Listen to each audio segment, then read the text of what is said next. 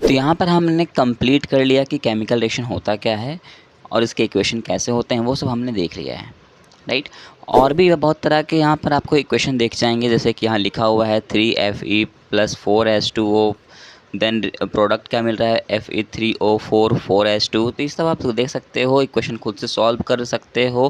Question यहाँ पर आपको और भी मिल जाएगा। जैसे ही आप नेक्स्ट पेज पे आओगे तो यहाँ बहुत सारे क्वेश्चंस मिलेंगे जो कि इसमें आप अच्छे से प्रैक्टिस कर सकते हो, राइट। अब दूसरा टॉपिक स्टार्ट होता है यहाँ पर अपना टाइप ऑफ केमिकल रिएक्शन, कि कितने तरह के केमिकल रिएक्शंस हो सकते हैं। तो यहाँ पर आपको 4 तरह के रिएक्शन को पढ़ना है। पहला है कॉम्बिनेशन रिएक्शन, दूसरा है डिकम्पोजिशन रिएक्शन, तीसरा है डिस्प्लेसमेंट रिएक्शन और चौथा है ऑक्सीडेशन एंड रिडक्शन। तो पहला रिएक्शन है combination reaction.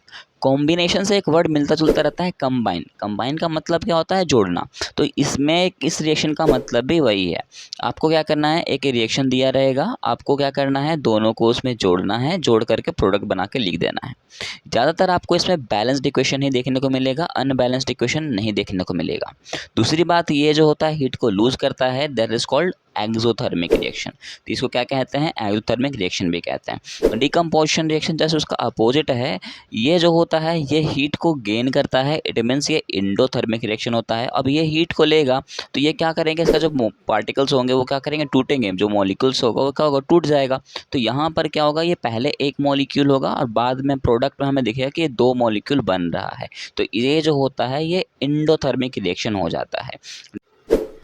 Displacement reaction, displacement reaction क्या कहता है कि डिस्प्लेसमेंट से याद होता है कि मिलता जुलता वर्ड आता है डिस्प्लेस। क्या कहता है? डिस्प्लेस। डिस्प्लेस का मतलब क्या होता है? भगाना। क्या होता है? भगाना। तो इसका इस डिस्प्लेसमेंट रिएक्शन में भी यही होगा कि कोई दूसरा एटम आएगा या फिर एलिमेंट आएगा और दूसरे को भगा देगा और उसका जगह वो ले लेगा। अब ऐसा कौन करेगा वो हम वो रिएक्शन में ही देखेंगे, पर इतना बता देता हूँ, भगाएगा कौन? जो ताकतवर होगा, और भागेगा वो एलिमेंट जो कम ताकतवर होगा। लास्ट है ऑक्सीडेशन एंड रिडक्शन। ऑक्सीडेशन का मतलब होता है जब ऑक्सीजन का एंट्री होगा, एडिशन होगा, तो हम कहेंगे ऑक्सीडेशन, और ऑक्सीजन का अगर रिमूवल होगा तो हम कहेंगे उसको रिडक्शन। तो चलिए स्टार्ट करते हैं कॉम्बिनेशन रिएक्शन को।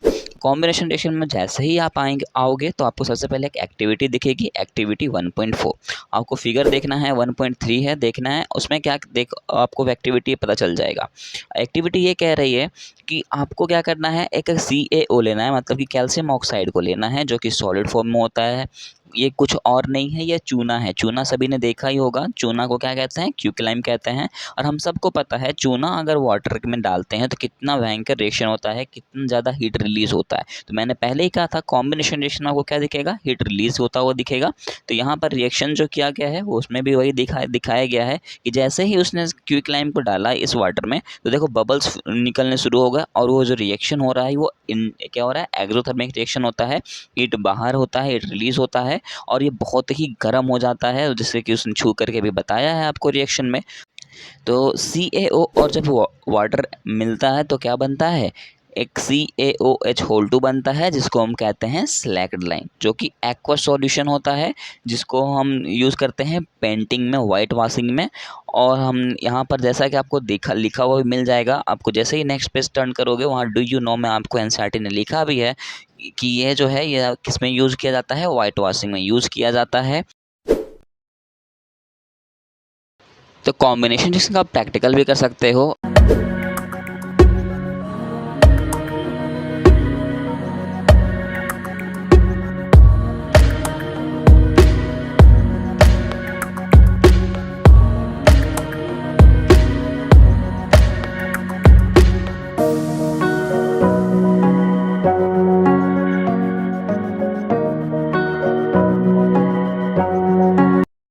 उसके अलावा भी उसने क्या क्या लिखा है कॉम्बिनेशन रिएक्शन में, और भी रिएक्शन दिखाए हैं। जैसे कि पहला है बर्निंग ऑफ कोल। हमको सबको पता है जब भी हम कोयले को जलाते हैं तो कौन कौन से गैस लिबरेट होते हैं, जो सब वहाँ पर होता है CO2, इसको कहते हैं कार्बन डाइऑक्साइड, है कि नहीं। वो बना किससे होता है, कार्बन से और ऑक्सीजन से। तो क्या होता है फॉर्मूला उसका, कार्बन का C जो कि सॉलिड होता है, ऑक्सीजन का O2 जो कि गैस होता है। दोनों जब रिएक्शन करता है तो प्रोडक्ट हमारा आता है CO2 जो कि गैस होता है। क्लियर है यहाँ पर। दूसरा है the formation of water from H2 and O2 gas. तो यहाँ तक आपको, वहाँ पर आपने देखा होगा बर्निंग ऑफ कोल में कि हमें कहीं भी बैलेंस करने की ज़रूरत नहीं पड़ी होगी, वो पहले से बैलेंसिंग में, बैलेंस कंडीशन में था, मतलब बैलेंस्ड इक्वेशन था। तो हमने यही तो पढ़ा था डेफिनेशन कि ये जो होता है ये एक्सोथर्मिक रिएक्शन होता है और इसमें जितने भी इक्वेशन आते हैं सारे के सारे बैलेंस्ड इक्वेशन ही आते हैं। तो यहाँ पर आपको कोई डाउट नहीं होना चाहिए। लेकिन जैसे ही आप पढ़ोगे formation of water from H2 and O2 तो आप बोलोगे सर इसमें तो हमें बैलेंस्ड करना पड़ रहा है, क्योंकि H2 और O2 को मिलाएंगे तो H2O2 होना चाहिए था, H2O नहीं होना चाहिए था। इसको हमें बैलेंस करना पड़ रहा है। कैसे बैलेंस करते हैं वो हमने पहले सीखा है। H2 के आगे ब्रेक उसको क्या करो, उसमें बॉक्स लगाओ, O2 में भी बॉक्स लगाओ, H2O में बॉक्स लगाओ।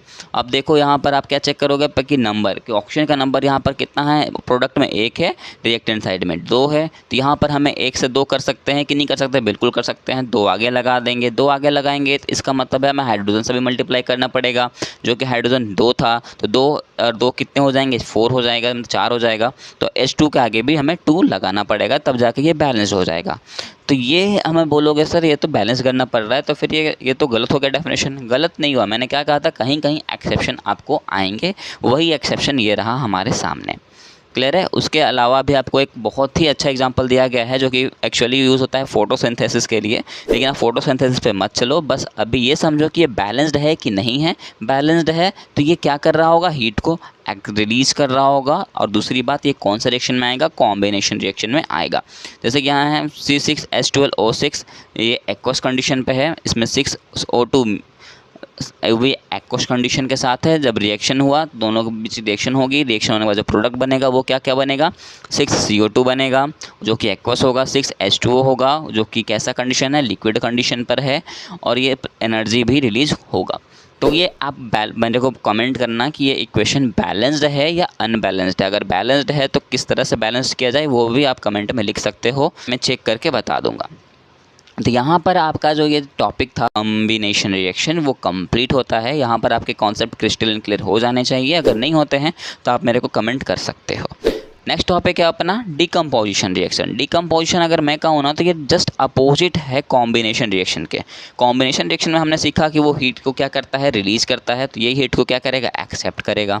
हमने वहाँ कहा कि ज़्यादातर उसमें बैलेंस्ड इक्वेशन नहीं देखने को मिलेगा, इसमें ज़्यादातर हमें अनबैलेंस्ड इक्वेशन देखने को मिलेगा। अब हमने क्या कहा था, वहाँ पर वो हीट को रिलीज कर रहा है मतलब एक्सोथर्मिक है, यहाँ पर हीट को एक्सेप्ट करेगा तो ये एंडोथर्मिक हो जाएगा। तो सबसे पहले चलो इसका एक्टिविटी देखते हैं। एक्टिविटी कह रहा है कि हम क्या लेने कह रहा है, 2 ग्राम फेरस सल्फेट लेने कह रहा है। 2 ग्राम फेरस सल्फेट लेने कह रहा है। किस में लेने कह रहा है, तो एक बॉइलिंग ट्यूब में लेने कह रहा है। ठीक है, तो बॉइलिंग ट्यूब में लेने कह रहा है। अब उसको हम लिखेंगे कैसे, क्योंकि रिएक्शन को लिखना भी तो है। लिखने के लिए क्या करेंगे, फेरस है तो फेरस का होता है Fe, सल्फेट का SO। तो यहाँ पर क्या है, फेरस सल्फेट क्रिस्टल है, इसका फॉर्मूला हो जाएगा FeSO4। यहाँ क्या हो जाएगा, FeSO4। और हमें कितना लेने कहा है, 2 ग्राम लेने का है, तो 2 आगे लगा देंगे, कंप्लीट हो गया।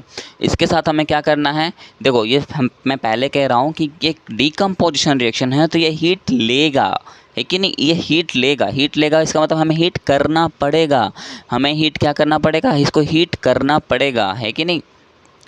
तो देखो थर्ड लाइन पे ये तो लिख रहा है, heat the boiling tube over the flame of a burner और a spirit lamp as shown in figure 1.4। जैसा कि आपको फिगर 1.4 में देख रहे होगे कि ये बर्नर को किस तरह हीट कर रही है कि नहीं, हीट कर रही है ना, वो बिल्कुल कर रही है यार, दिख भी तो रहा होगा। एक बॉइलिंग ट्यूब है उसके पास, वो हीट कर रही है, उसको किए जा रही है। हीट करने के बाद रिजल्ट तो कुछ मिलेगा उसको, तो क्या रिजल्ट मिलेगा वो आपको बताना है। तो जैसे ही हीट करते हैं की है तो वहाँ पर आपको यहाँ रिजल्ट मिल रहा है कि फेरिक ऑक्साइड का फॉर्मेशन हो रहा है। किसका हो रहा है, फेरिक ऑक्साइड का फॉर्मेशन होगा। और उसका जो स्मेल होगा ना थोड़ा गंदा टाइप का होगा, ऑर्डर स्मेल होता है। तो यहाँ पर इससे क्या समझ में आ रहा है कि हम अगर फेरस सल्फेट को अगर हम हीट करते हैं तो वो फेरिक ऑक्साइड में बदल जाता है। और उसके अलावा क्या क्या रिलीज़ होते हैं, SO2 रिलीज़ होता है, SO3 गैस भी रिलीज़ होता है। और ये जो इक्वेशन आप बनेगा तो क्या बनेगा, Fe2O3 जो कि सॉलिड कंडीशन पे होगा, फिर बनेगा SO2 गैस और SO3 गैस। तो यहाँ पर देखो आपको ये जो इक्वेशन दिखेगा ये बैलेंस नहीं दिखेगा, आपको बैलेंस्ड करना पड़ेगा। बैलेंस्ड आप कर सकते हो मेरे हिसाब से, नहीं लेकिन बैलेंस नहीं कर पाओगे तो यहाँ दिया हुआ है, पर आप चीटिंग नहीं करना, पहले खुद से बैलेंसिंग करो। अगर वो गलत होता है तो आप एक बार रीचेक करो और खुद से कोशिश करो इसको करने की, है कि नहीं। ग्रेट। तो यहाँ पर ये जो है वो आपको एक्टिविटी तो क्लियर हो गया होगा। अब दूसरा एक्टिविटी है एक्टिविटी 1.6। एक्टिविटी 1.6 क्या कहता है वो देखो। एक्टिविटी 1.6 कह रहा है take about 2 gram lead nitrate powder in a boiling tube. फिर से हमें बॉइलिंग ट्यूब लेना है और उसमें क्या करना है, 2 ग्राम क्या लेने कह रहा है, लीड नाइट्रेट लेने कह रहा है, जो कि कैसा कंडीशन पे होता है, सॉलिड कंडीशन पे होता है, सबको पता है। इक्वेशन क्या बनेगा, 2PbNO3 होल 2, जो कि सॉलिड कंडीशन पे है। इसको हमें फिर से कहेगा ये हीट करने के लिए, क्यों, क्योंकि ये डिकम्पोजिशन रिएक्शन तो हीट तो बोलेगा ही। तो देखो बिल्कुल यहाँ लिखा होगा कहीं कहीं, देखो नेक्स्ट पॉइंट पढ़ो। कह रहा है ना, hold the boiling tube with a pair of tong and the heat is over a flame as shown in figure 1.5। Figure 1.5 में देख ही सकते हो, फिगर 1.5 में दिखा ही रहा है कि किस तरह लीड नाइट्रेट को हम हीट कर रहे हैं बॉइलिंग ट्यूब में बर्नर के थ्रू। तो हीट जैसे करेंगे तो ये बन जाएगा 2PbO, जो कि लीड ऑक्साइड बन जाता है, और 4NO2 जिसको नाइट्रोजन डाइऑक्साइड बोलते हैं वो बनेगा, और इसके अलावा ऑक्सीजन गैस भी लिबरेट होगा।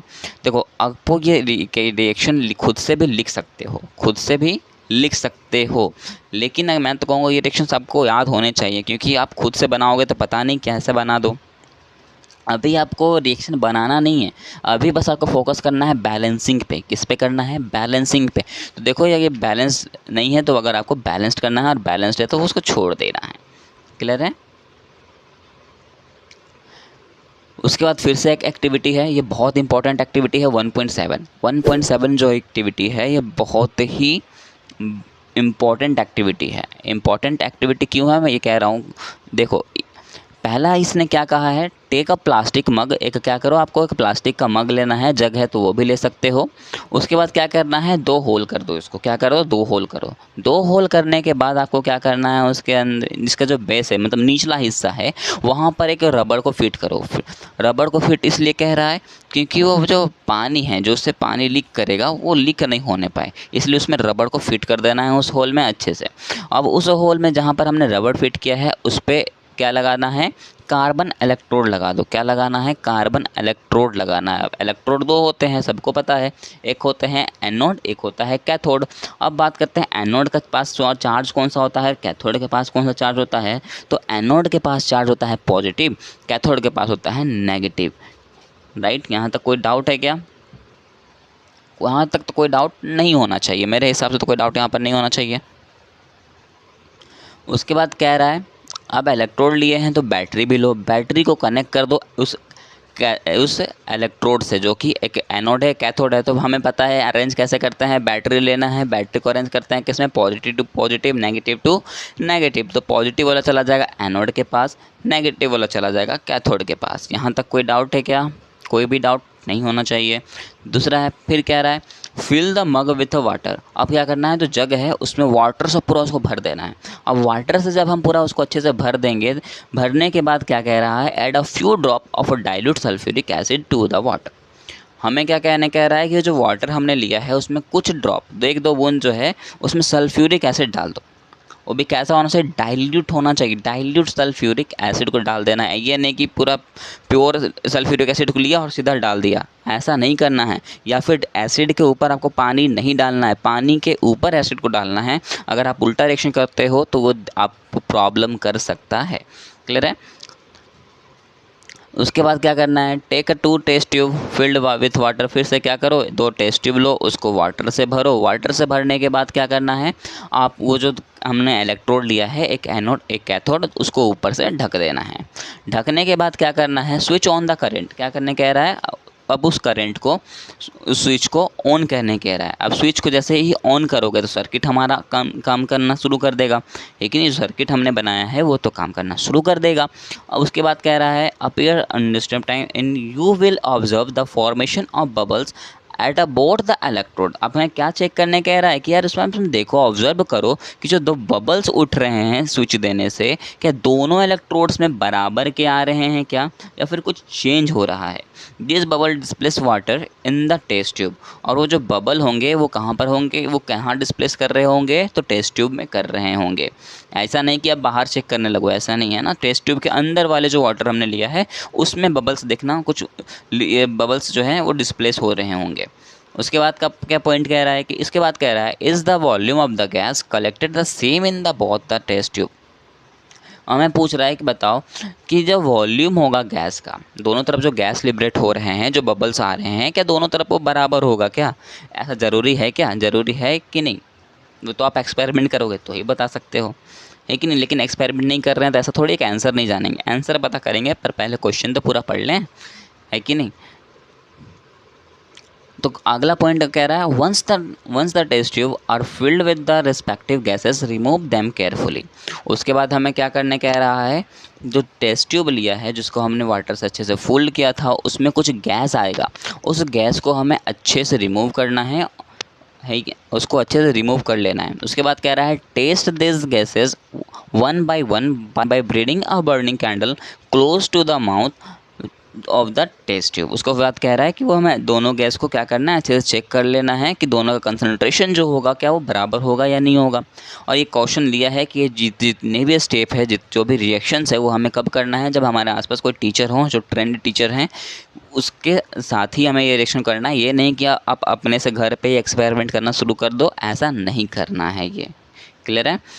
अब ये पूछ रहा है कि बताओ यार, उतना सारा चीज़ हमने किया तो हमें रिज़ल्ट हमें क्या मिला, है कि नहीं? उतना सारा जो हमने किया कि एक मग लिया, उसमें होल किया, होल करने के बाद रबड़ लगाया, रबड़ लगाने के बाद हमने क्या किया था, रबड़ लगाने के बाद इस पर एक एनोड बैठाया, एक कैथोड बैठाया। उसके बाद हमने एक और टेस्ट ट्यूब लिया, टेस्ट ट्यूब को हमने वाटर से फिल किया, वाटर से फिल करने के बाद उसमें खपा दिया, खपाने के बाद क्या किया, हमने सर्किट जोड़ा। सर्किट पे कैसे जोड़ा, एनोड के साथ पॉजिटिव चार्ज, कैथोड के साथ नेगेटिव चार्ज, 6 वोल्ट की बैटरी कनेक्ट कर दिया, स्विच ऑन कर दिया। स्विच ऑन करते ही हमने देखा कि यहाँ पर बबल देखने को मिलेगा। बबल ज़्यादा किस में देखने को मिल रहा है, आपको यहाँ पर फिगर से ही देख सकते हो। बबल हमें ज़्यादातर किस में देखने को मिलेगा, एनोड वाले में ज़्यादातर देखने को मिलेगा और कैथोड वाले में थोड़ा कम देखने को मिलेगा। क्लियर है? और दूसरी बात, रही बात की गैसेस की, तो हमें बोला था ना कि गैसेस को भी चेक करना पड़ेगा। तो गैसेस हमें देखने को मिलेगा, एनोड वाले में ऑक्सीजन गैस का फॉर्मेशन होता दिखेगा, और यहाँ पर कैथोड वाले में हाइड्रोजन गैस आएगा। तो दोनों में गैसेस भी पता कर लिया हमने, और यहाँ पर बबल्स भी बता दिया। तो यहाँ पर हमारा जो आंसर था वो हमें मिल जाएगा। और ये आपका टॉपिक क्रिस्टल क्लियर हो जाना चाहिए कि इतने सारे हमने स्टेप में क्या सीखा, कौन से गैस आते हैं वो हमने सीखा।